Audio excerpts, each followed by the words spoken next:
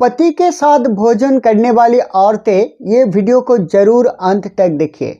महाभारत के समय से भोजन करने के ऊपर कई कई नियम को बताया गया है। अगर हम लोग ये नियम को सही तरह से पालन करते हैं तो हमारा जीवन सुख समृद्धि के साथ हमारा शारीरिक सुस्थता भी बढ़ जाता है। अगर हम लोग ये नियम को पालन ना करते हैं तो हमारा जीवन दुख और दरिद्रता से भर जाता है और साथ ही साथ हम लोग रोग पीड़ा से भी क्लांत हो सकता है। तो आइए अब हम लोग जान लेते हैं कि महाभारत के समय से भोजन करने का जो नियम है वो क्या है।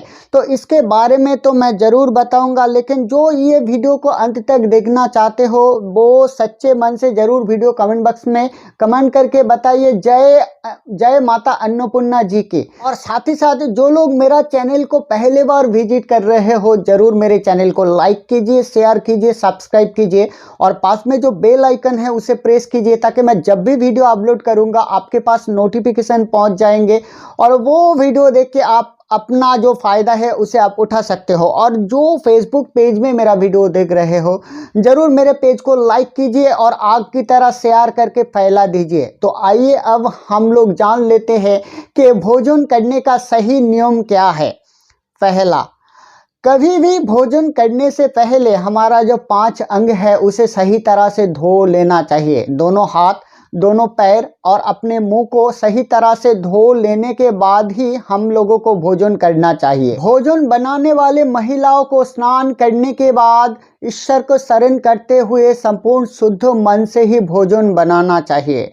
और भोजन खाने से पहले 3 रोटियां, सबसे पहले गाय को 1 रोटियां कुत्ते को और 1 रोटियां पक्षी या कौवा को खिलाना चाहिए, फिर भोजन करना चाहिए। इसमें माता अन्नपूर्णा बहुत ही प्रसन्न होता है, आपको धन धन्यों और अन्नों से भरे होने का आशीर्वाद प्रदान करता है। भोजन किचन में बैठते ही परिवार को सभी सदस्यों को एक साथ बैठ के खाना खाना चाहिए। इसमें परिवार को जो सदस्य है उसके अंदर जो मेल बंधन है, उसके अंदर जो प्यार का संपर्क है वो दृढ़ होता है। नहीं तो अगर आप अलग अलग खाना खाते हो तो आपके अंदर जो अंडरस्टैंडिंग है वो घट सकता है। भोजन का समय सबसे अच्छे समय है सुबह सूरज उगने का 2 घंटे बाद और शाम में सूरज अस्त जाने का 2 घंटा पहले ही आपका भोजन कंप्लीट कर लेना चाहिए, क्योंकि ये जो टाइम है ये टाइम में हमारा जो जठर अग्नि है वो सबसे तेज रहता है। इसलिए आप इस टाइम में जो भी खाएंगे वो क्विकली हजम हो जाता है। जो व्यक्ति केवल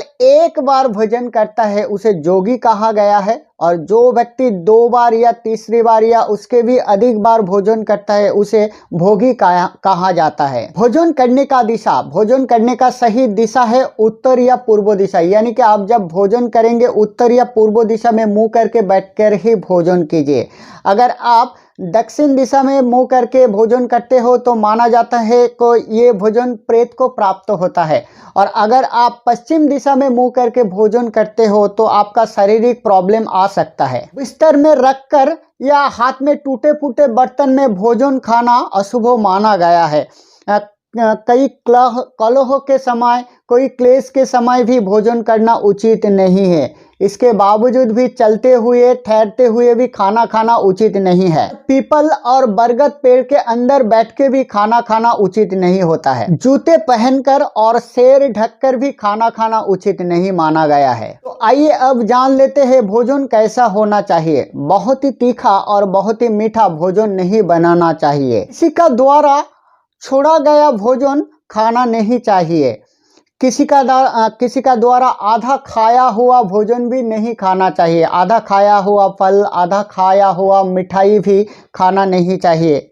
ये आपका रोग का कारण बन सकता है और आपका दरिद्रता भी कारण बन सकता है। श्राद्धों में निकाला गया खाना भी नहीं खाना चाहिए। मुंह से फूंक देकर ठंडा करने वाला खाना भी नहीं खाना चाहिए। भोजन के समय मौन रह के खाना खाना चाहिए। अगर आप रात्रि में खाना खाते हो तो आधा पेट खाइए, भरपेट मत खाइए, क्योंकि रात्रि में आपका जो जठर अग्नि है वो तेज नहीं होता है दोस्तों।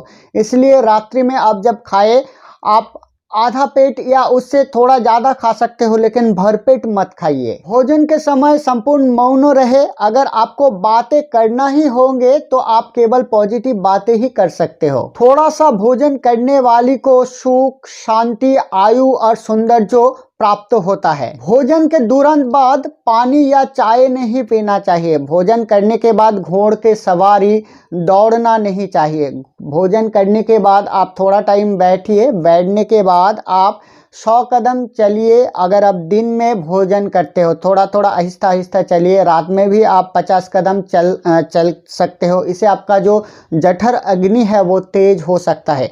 अगर आपको भोजन को सही तरीका से पचाना चाहते हो तो भोजन के बाद आप 5 से 10 मिनट तक वज्रासन में बैठिए। पितामह अर्जुन को दिया गया संदेश के द्वारा बताया गया है कि जिस थाली में पैर लगा हुआ है उस भोजन को कभी भी नहीं खाना चाहिए, उसे त्याग करना चाहिए। और भोजन करते हुए यदि किसी ने थाली को लांग कर गया है उस भोजन को भी खाना नहीं चाहिए। भोजन के ऊपर अगर बाल गिर जाए तो उस भोजन को भी आपको त्याग करना चाहिए। विश्व पितामह ने अर्जुन को बताया कि एक ही थाली में अगर भाई भाई भोजन करे तो ये बहुत ही अच्छा माना गया है। इसे अमृत समान पवित्र माना गया है। इसे भाई भाई के अंदर जो रिश्ता है वो अटूट होता है। विश्व पितामह के अनुसार एक ही थाली में पति पत्नी को भोजन करना नहीं चाहिए।